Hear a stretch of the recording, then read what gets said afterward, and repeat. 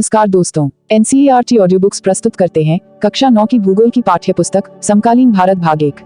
प्रस्तुत है इस पुस्तक का पहला अध्याय, भारत, आकार और स्थिति। भारत विश्व की प्राचीनतम संस्कृतियों में से एक है। पिछले 5 दशकों में भारत ने सामाजिक आर्थिक रूप से बहुमुखी उन्नति की है। कृषि, उद्योग, तकनीकी और सर्वांगीण आर्थिक विकास में अद्भुत प्रगति हुई है। भारत का विश्व इतिहास में भी महत्वपूर्ण योगदान रहा है। स्थिति: भारत एक विशाल देश है। यह उत्तरी गोलार्ध में स्थित है। इसका मुख्य भाग 8 डिग्री 4 मिनट उत्तर से 37 डिग्री 6 मिनट उत्तर अक्षांश तथा 68 डिग्री 7 मिनट पूर्व से 97 डिग्री 25 मिनट पूर्व देशांतर तक है। कर्क रेखा 23 डिग्री 30 मिनट उत्तर में देश को लगभग 2 बराबर भागों में बांटती है। मुख्य भूभाग के दक्षिण पूर्व में अंडमान और निकोबार द्वीप समूह बंगाल की खाड़ी में तथा दक्षिण पश्चिम में लक्षद्वीप द्वीप समूह अरब सागर में स्थित हैं। आकार: भारत के भूभाग का कुल क्षेत्रफल लगभग 32.8 लाख वर्ग किलोमीटर है। भारत का क्षेत्रफल विश्व के कुल भौगोलिक क्षेत्रफल का 2.4% है। भारत विश्व का 7वां बड़ा देश है। भारत की स्थल सीमा रेखा लगभग 15,200 किलोमीटर और समुद्री तट रेखा अंडमान और निकोबार द्वीप समूह तथा लक्षद्वीप समूह के साथ 7,516.6 किलोमीटर है। भारत के उत्तर पश्चिम, उत्तर तथा उत्तर पूर्वी सीमा पर नवीनतम विलित पर्वत है। इसके दक्षिण का भूभाग उत्तर में चौड़ा है और 22 डिग्री उत्तरी अक्षांश से हिंद महासागर की ओर संकरा होता गया है। इसके पश्चिम में अरब सागर तथा पूर्व में बंगाल की खाड़ी स्थित है।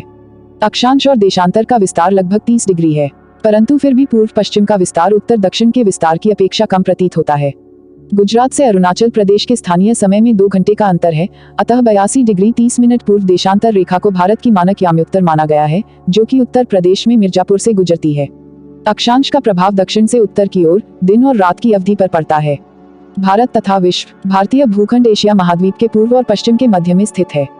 भारतीय भूभाग एशिया महाद्वीप का दक्षिणी विस्तार है। हिंद महासागर, जो कि पश्चिम में यूरोपीय देशों और पूर्वी एशियाई देशों को मिलाता है, भारत को केंद्रीय स्थिति प्रदान करता है।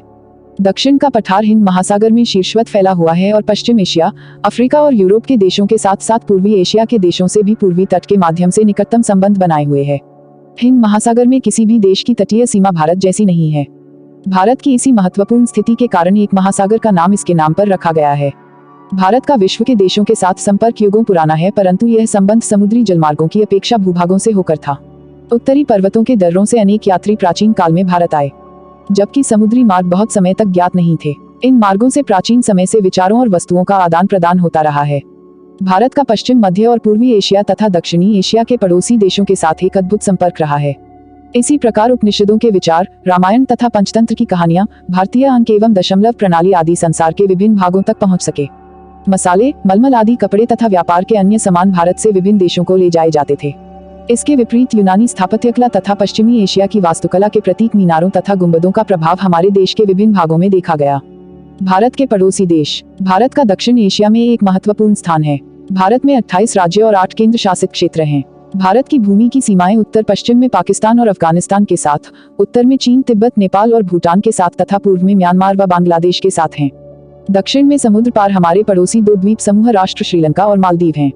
भारत और श्रीलंका के बीच में छोटा समुद्री रास्ता पाक जल संधि तथा मन्नार की खाड़ी है। मालदीव लक्षद्वीप समूह के दक्षिण में स्थित है। अपने पड़ोसी देशों के साथ भारत के भौगोलिक और ऐतिहासिक संबंध बहुत अच्छे रहे हैं। अपनी एटलस में एशिया के मानचित्र में देखो कि भारत कैसे अलग दिखाई देता है। आपसे अनुरोध है कि इस ऑडियो बुक को ज्यादा से ज्यादा शेयर करें। इस ऑडियो बुक से संबंधित यदि कोई शिकायत या सुझाव हो तो आप हमें कमेंट बॉक्स में जरूर लिखें। आपकी प्रतिक्रिया हमारे लिए अति महत्वपूर्ण है, ताकि हम आपके लिए इस ऑडियो बुक को और भी बेहतर बना सकें। अब हम आपसे मिलेंगे इसी पाठ्य पुस्तक के अगले अध्याय में। तब तक के लिए खुश रहिए, मस्त रहिए और खूब मन लगाकर पढ़ाई कीजिए। जय हिंद, जय भारत।